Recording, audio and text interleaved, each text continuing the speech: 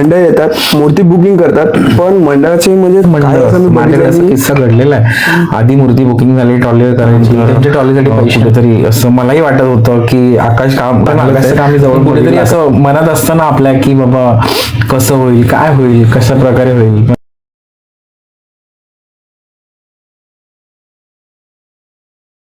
दादा या वर्षी मुंबईचा राजा आपला आकाश तिरमल दादा यांनी मूर्ती घडवली होती. सो तुम्ही त्याबद्दल काय सांगणार? खूप सुंदर घडवली होती आणि खूप म्हणजे एक नॉर्मल व्ह्यू मध्ये आणि चांगली घडवली होती, तर थोडंफार सांगा. मुंबईचा राजा बोलला तर मुंबईचा राजा म्हणजे माझं एकदम बोलायला की खूप जवळचं नातं आहे त्याचं आणि माझं.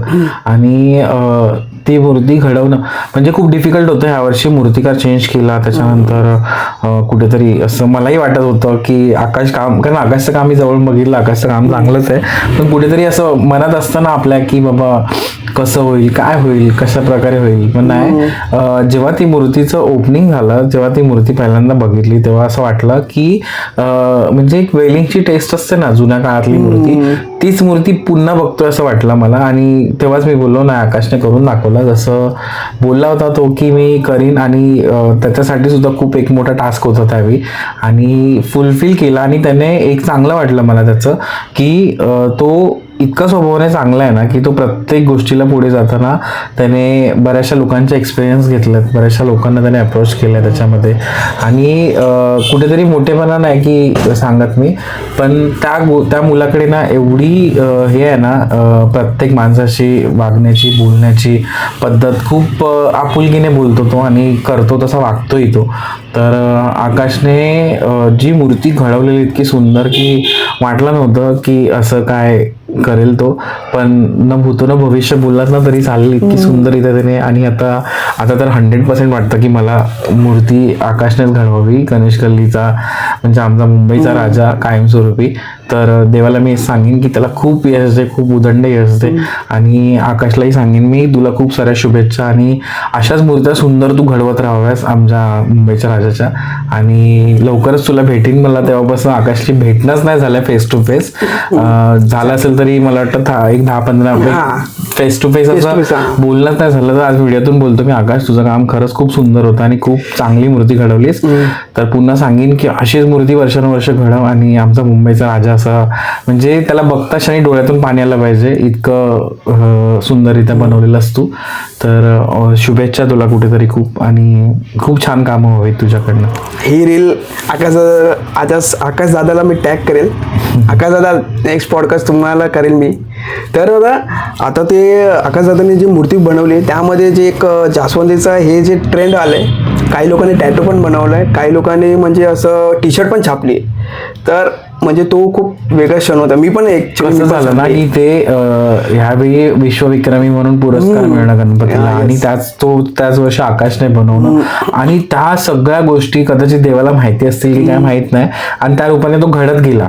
आणि ज्या हाताच्या ठेवण होती, कुठेतरी पूर्ण स्ट्रक्चर होतं गणपतीचं, ते उत्कृष्ट होतं. म्हणजे असं बोलतात ना की खूप विचार करून त्याने तो गणपती केला आणि खूप त्या गोष्टीमध्ये त्याने जीव ओतलाय जो त्याचा दिसला.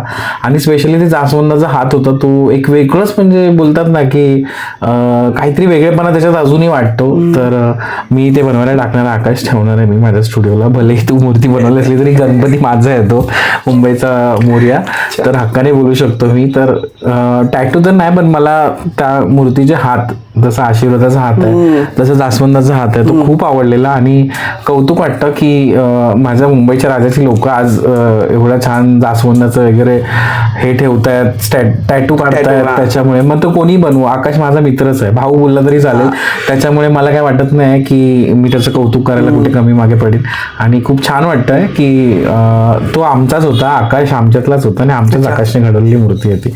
त्यामुळे खूप प्राऊड वाटतं की मी नाही बनवली, भले ती मूर्ती त्याने बनवली, पण मी बनवल्याचा भास मला होतोय. आणि तेवढा हक्क आकाशने, म्हणजे तेवढा बॉन्डिंग आहेच आमच्यात. तर खूप गोष्टी आहेत की मी आकाश म्हणा, त्याच्यानंतर आमचा अनिकेत शेवाळे म्हणा, त्याच्यानंतर रेश्मा रेश्माताई म्हणा, तिच्याशी पण खूप बॉन्डिंग माझं चांगलं आहे. मग तिने पण ताडदेवचा गणपती इतका सुंदर रेखाटला होता यावर्षी की जशी ती बोलली होती ना, भूतो भविष्य, तसंच तिने मूर्ती घडवली होती आणि इतकी उत्कृष्ट मूर्ती होती. मी समोरून तो गणपती बघितलाय जाऊन आणि मला खूप बरं वाटलं की नाही, तिने करून दाखवलं. ज्या गोष्टी म्हणजे बोलतात ना की आधी त्या गोष्टी अवघड होत्या, पण तिने स्वतःच्या धमकवरती ती गोष्ट करून दाखवली आणि हे दाखवलं दुनियाला की मी पण काय कमी नाही म्हणून. तर खूप खूप अभिनंदन आहे, शुभेच्छा तिला सुद्धा. खूप पुढचे गणपती तुझे असे अजून आम्हाला बघायचे आहेत, खूप मोठे मोठे. तर ओके दादा, एक फनी इन्सिडेंट सांगा जे कारखान्यामध्ये घडलं असेल तुमच्या वर्कर्स सोबत किंवा तुमच्या फॅमिली सोबत. तर एक थोडंफार आम्हाला सांगा. फनी म्हणजे मस्ती करतच असतात कारखान्यामध्ये, सतत चालूच असतं ह्यांचं काही ना काहीतरी. आणि असं आता स्पेशल मुवमेंट असं काय नाही. काय होती मुवमेंट अशी स्पेशल? ह्यांनी काय करावं, रात्री मी झोपलेलो आणि कारखान्यामध्ये एक मुलगा झोपला होता, म्हणजे पेंटर लोकांनी. तर एकाने त्याच्या पूर्ण तोंडावरती हे बोलतात ना गोल्डन पावडर टाकली होती आणि कलर लावून ठेवलेला सगळ्या केसांपासून सगळं. आणि दुसऱ्या दिवशी मी उठून आलो सकाळी तर तो रडत आला. तर त्याने हे असं असं केलं म्हणून. आणि त्याच्यानंतर बघतो तर ते कलर पण जात नव्हतं त्याचा, इतकी त्याला पावडर बिवडर. बोला हे अशी पोरं आहेत ना कारखान्यात की असे हिती मस्ती कर, तिथे मस्ती कर, ह्याला काहीतरी कर, त्याला काहीतरी कर. कारखान्यात म्हणजे मी तेवढं इन्व्हॉल्वमेंट ठेवलंय कारखान्यात. मी प्रत्येक वेळेस स्ट्रिक्ट नसतो कारखान्यामध्ये. जेव्हा कामाची वेळ असते तेव्हा मी स्ट्रिक्ट असतो, पण माझे कारीगर मला कधी माझे लेबर नाही वाटले. माझे भावंडांसारखेच ते माझ्यावर काम करतात. आणि प्रत्येक कारीगरला मी जवळ म्हणजे प्रत्येक कारीबरोबर मी तेवढा स्ट्रिक्ट पण वागतो आणि तेवढा सॉफ्ट पण असतो आणि प्रत्येकाशी मस्तीही करतो. म्हणजे असं नाही की एकाच कारीगरला, मग थोडंसं हसी मजाक मध्ये मध्ये आमचा चालूच असतो त्याच्यामुळे. आणि एक वेगळंच वातावरण होतं. म्हणून मी बोललो ना, ते कारीगर पण म्हणजे जेव्हा त्यांच्या घरी जातात ना तेव्हा त्यांच्या डोळ्यात अश्रू असतात की आम्हाला सोडून जातात म्हणून. आणि आमच्या पण डोळ्यात अश्रू असतात की आता पुढचे 7-8 महिने आम्ही भेटणार नाही. तर ही बॉन्डिंग सुद्धा माझ्या कारीगर बरोबर झालेली आहे. आणि तसेच ते लोकांना परत मला कधी भेटू असं होतं, आम्हालाही वाटतं. आणि एक वेगळं बॉन्डिंग निर्माण होतं त्याच्यामध्ये. तर हे असे किस्से चाललेले असतात कारखान्यामध्ये मुलांचे. कोणाला प्लास्टर लाव, कोणाच्या डोक्यात प्लास्टर टाक, असे काय काय त्यांचं आपापसात चाललेलंच असतं. गाइस, अभी हम आए के हमारे लास्ट पॉडकास्ट के सीरीज में और हम दादा से कुछ मूर्तिकार या फिर मंडल्स के नाम बोलेंगे. तो दादा उनके क्या आंसर देते? R you excited? ओके दादा, थोडाफार आम्हाला सांगा ताडदेवचा राजाबद्दल. ताडदेवचा राजा बोलतात ना की एक आता ती गोष्ट इतक्या ओपनली बोलू शकत नाही, पण एक छबी दिसली मला की ह्यावर्षी वाटलं कुठेतरी की खातू साहेब स्वतः येऊन त्यांनी यावर्षी मूर्ती बनवली. तर रेश्मा, तुझ्यात आज ह्यावर्षी खातू साहेब दिसले आणि तीच ठेवण, तीच मूर्ती पुन्हा बघायला भेटली. ओके, वन वर्ड फॉर दादा, अनिकेत दादा शिवाय. अनिकेत बद्दल काय बोलू, खूप भावनिक पण आहे आणि तेवढा चॅलेंजिंग जॉब करण्याची त्याच्या क्षमता पण आहे. तर दोन्हीसाठी पण बोलेल मी, खूप कट्स आहेत त्याच्यात. दादा, वन वर्ड फॉर परेलचा महाराजा. वन वर्ड काय परेलचा महाराजा बोलू आता, तर बोलतात ना की एक भाई लोकांचा राजा बोललं तरी चालेल. आणि आता पण असं आहे की तेच भाई लोक जिथे भाईगिरी करायची तिथे करतील, जिथे खरंच एखाद्याला गरज असेल ना तिथे धावून जातील. तर ही आमची भाई लोक नाही तर आमची भावंड लोक बोललं तरी चालेल. ओके आता वन वर्ड फॉर सिद्धेश दादा Digole. Siddhesh Digole mastermind. Okay, one word for Akash दादा तिरमल. आकाश तिरमल. मी असं नाही बोलत की दीनानाथ वेलिंग म्हणून बोलीन त्याला, पण एक दीनानाथ वेलिंगची छबी बोललं तरी चालेल. वन वर्ड फॉर आपली कारची आई लक्ष्मी. तिच्याबद्दल काय बोलू मी, तिचं माझ्यासाठी सर्वस्व. ओके, वन वर्ड फॉर राजा, लालबागचा राजा. लालबागचा राजा बोलाल तर एक हृदय बोलायला लागेल आणि एक म्हणजे डोक्यावर ठेवलेला ताज बोलले तरी चालेल. वन वर्ड फॉर मुंबईचा राजा. मुंबईचा राजा जीव. ओके, वन वर्ड फॉर परेलचा महाराजा. परेलचा महाराजा मी इतकं अजून जवळून बघितलं नाही, पण बोलाल ना की एक समथिंग डिफरंट काहीतरी. दादा, वन वर्ड फॉर आपला मलाड मागेचा गणराज. Model familiar. Okay, one word for जोगेश्वरीचा राजा. जोगेश्वरीचा राजा अजून मला त्यांच्याकडे मी कधी गेलो नाही, पण काय त्यांचं म्हणजे मूर्ती मला आठवत नाही कुठली होती त्यांची, पण गणपती बाप्पा मोरया बोलून मी त्यांच्याकडे. अच्छा, तर आता वन वर्ड फॉर काळ्या चौकीचा महागणपती. काळ्या चौकीचा शिस्तबद्ध आणि बोलतात ना की एक टास्क मूर्ती आतमध्ये नेण्यासाठी, तर काय बोलू त्याच्यासाठी मी, एक चॅलेंजिंग मंडळ. तर आता वन वर्ड फॉर गोड गणपती. गोड गणपती साखरेप्रमाणेच गोड असतो, खूप सारा गोड असा की असं वाटतं कधीतरी डायबिटीज होईल, पण नाही होणार. तो गणपती नावाप्रमाणे खूप गोड आहे आणि दरवर्षी त्याची एक वेगळी छबी दिसते लोकांना, तर गोडच वाटतो तो, नावातच गोड आहे, त्याच्यामुळे बघितल्यावरती पण त्याला खूप सुंदर वाटतं. ओके, तर वन वर्ड फॉर राजनदादा झाड. राजनदादा झाड बोलतात ना की एक म्हणजे खूप जुने मूर्तिकार आहेत ते, आणि त्यांचं एक वैशिष्ट्य आहे मूर्ती घडवण्यामागे, मी फक्त मूर्ती देईन, बाकी तुमचं तुम्ही घडवा, म्हणजे माझ्याप्रमाणे चालतं. तर वन वर्ड फॉर, आता last but not the list, one word for Prathamesh दादा गाडगे. माझ्याबद्दल मी काय बोलू माझ्याबद्दल, तर मी खूप छानच आहे आणि खूप आता तुम्ही सांगा ह्याच्यावरती उत्तर काय कमेंटमध्ये, म्हणजे कळेल की मी माझ्याबद्दल काय बोलावं. तर मल्टी टॅलेंटेड. ओके दादा, आपली एक ड्रॅपरिंगची क्लासेस आणि एक मूर्तिकाराची ड्रॅपिंगची पण क्लासेस गणपती बाप्पाची असते, तर ती कशी असते, काय काय क्रायटेरिया असतात, एक थोडंफार आम्हाला सांगा. आपण ड्रेपिंगचे क्लासेस घेतो का, तर ॲक्च्युली कसं आहे की बऱ्याचशा मूर्तिकारांना, म्हणजे मला त्यावेळी कोणाकडनं शिकवलं गेलं नव्हतं आणि ना शिकलो होतो मी कोणाकडनं, तर कुठेतरी असं मला वाटलं की येणाऱ्या पुढच्या मुलांना ती गोष्ट शिकायला मिळावी, ज्यासाठी मुलं धडपडतात, आणि चला आपण एक माध्यम तयार करून देऊ आणि मला सुद्धा एक फायनान्शियली एक माध्यम होईल ह्या हिशोबाने मी ते केलं होतं, आणि एक खूप कमी क्रायटेरियाची फी ठेवली आहे की त्या मुलांना मदत होईल माझ्याकडनं. तर आणि बरीचशी मुलं घडले आहेत त्याच्यातून, बऱ्याचशा मुलांनी कामं चांगली केली आहेत त्यांच्यामध्ये, आणि शॉर्ट लिस्टेड आहे. मी वर्षभर तुम्हाला प्रोव्हाइड नाही करू शकत, महिनाभराचा क्लास नाही घेऊ शकत, पण जी कामं मी करतो त्याच्यातल्या थोड्याशा गोष्टी जरी तुम्हाला शिकायला मिळाल्या ना, तरी तुम्हाला त्याच्यात तुमच्या कामामध्ये तुम्ही त्याचं स्वरूप चेंज करू शकता, खूप साऱ्या गोष्टी चांगल्या पद्धतीने करू शकता. तर त्याच्यासाठी आपण हे क्लासेस निर्माण केले आहेत. हळूहळू पुढे दुसरेही क्लासेस होणार आहेत आपले, जसं की मातीकामाचे, त्याच्यानंतर डोळ्यांची आखणी कशी काढली जाते, त्यानंतर कारखान्याचं स्वरूप कसं रेखाटलं जातं, त्याच्यानंतर पुढे शेडिंग कशी केली जाते, ह्या क्लासेस सुद्धा आपण हळूहळू घेऊन येणार आहे. पण टाइम गाईडप्रमाणे चालणं आणि त्याच्यामध्ये कामं मॅनेज करणं, तर कुठेतरी अप्स डाऊन होतात, तर आपण तेही सेटअप हळूहळू करू. आणि मुलांना बऱ्याचशा शिकायची आहेत ही कामं, तर नो डाऊट कोणी नाही शिकवली तरी मी तुम्हाला 100% त्या गोष्टींची फुलफिल करण्याचा प्रयत्न करेन.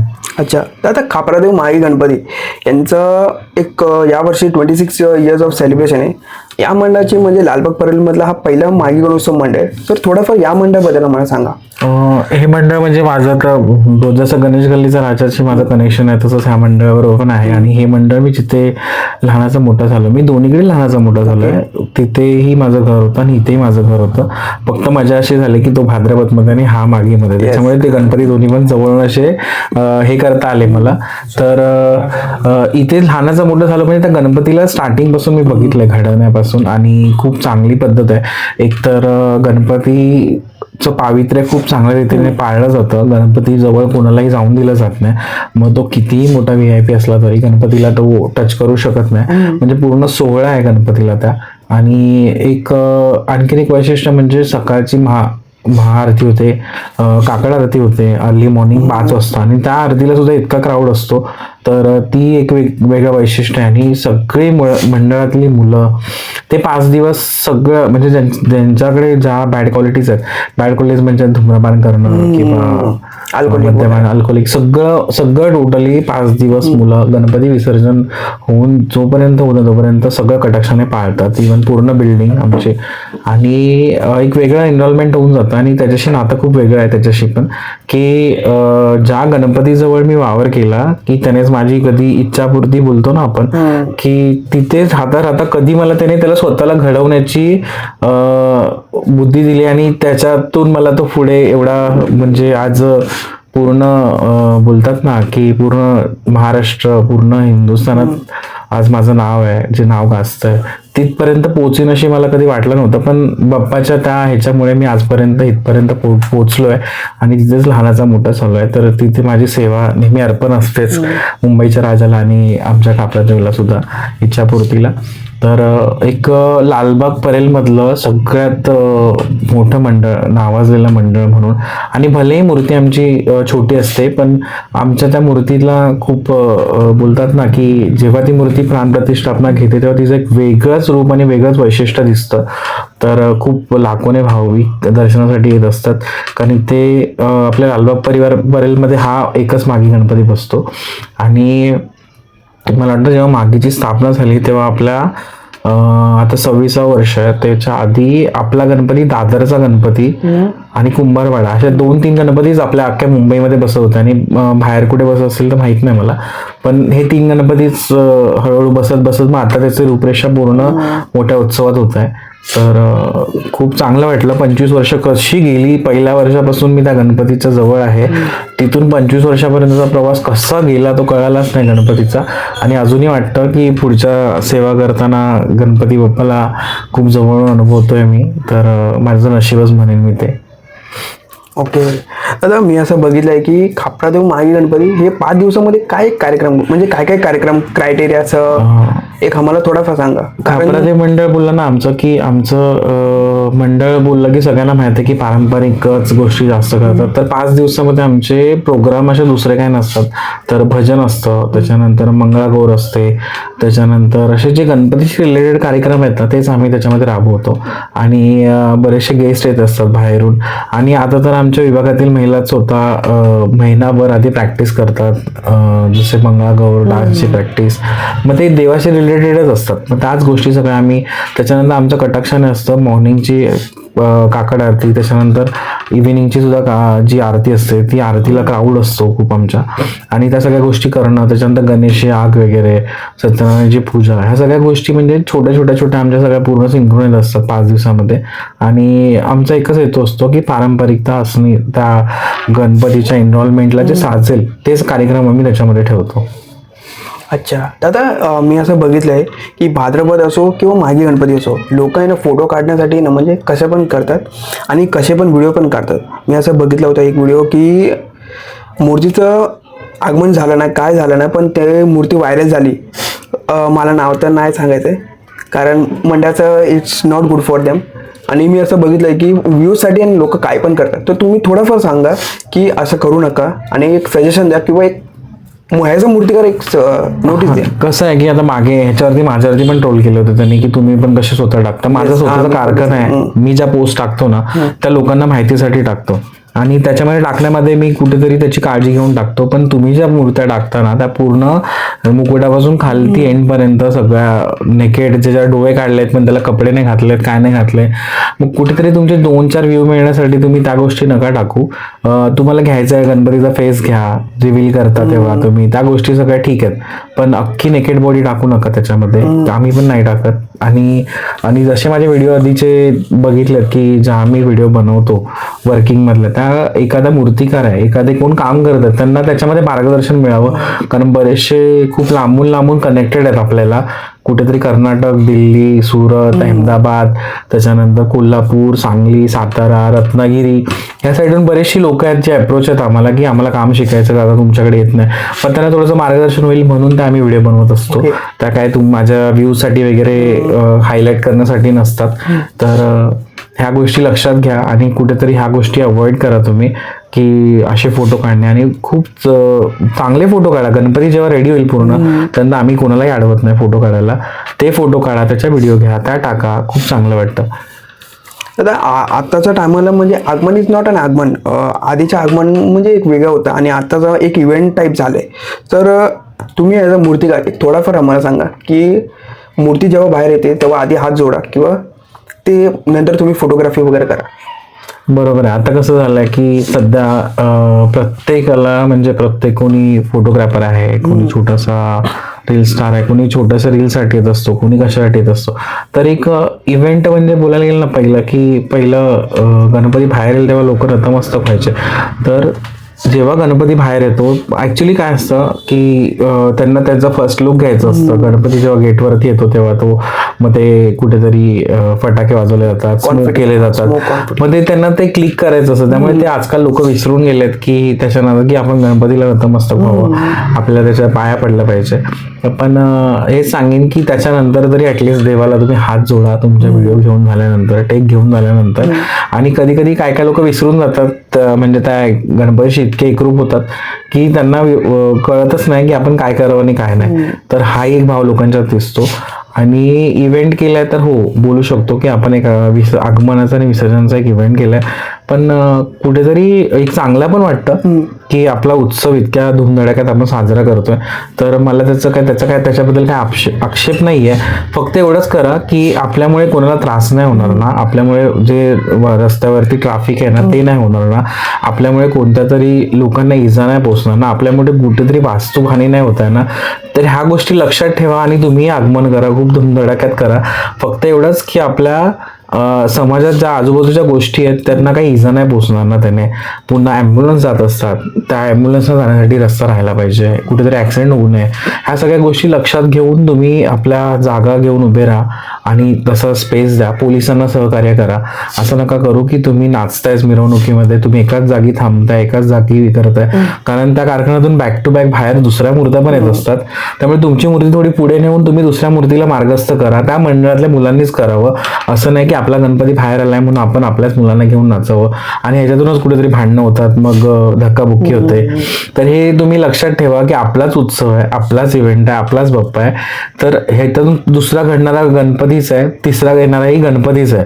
भले मंडळाचं नाव वेगळं असलं तरी गणपती म्हणूनच त्याच्याकडे बघा. एक कॉम्पिटिटर काय बोलणार आपण, एक कॉम्पिटिशन नका करू, कॉम्पिटिटर म्हणून नका बघू मंडळाच्या. प्रत्येक मंडळाकडे एक गणपती बाप्पाचे भक्त आहे, दुसरा गणपती घेऊन त्याला मार्गस्थ करा, त्याला जागा द्या पुढे जायला.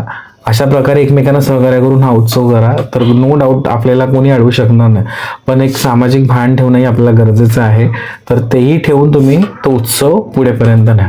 अच्छा, तर दादा खूप खूप धन्यवाद. तुम्ही इतका टाइम दिला आणि इतका वेळ पण दिला, बिकॉज तुम्ही खूप बिझी असतात, तुमचा बिझी शेड्यूल पण असतो. आणि इव्हन मी पण थोडाफार बिझी असतो बिकॉज मागे गणपतीचे आणि थोडाफार हे असतात. तर खूप खूप धन्यवाद दादा. आणि आपण असंच भेटू, आपण आपली अशीच मैत्री राहू ही मी अपेक्षा करतो.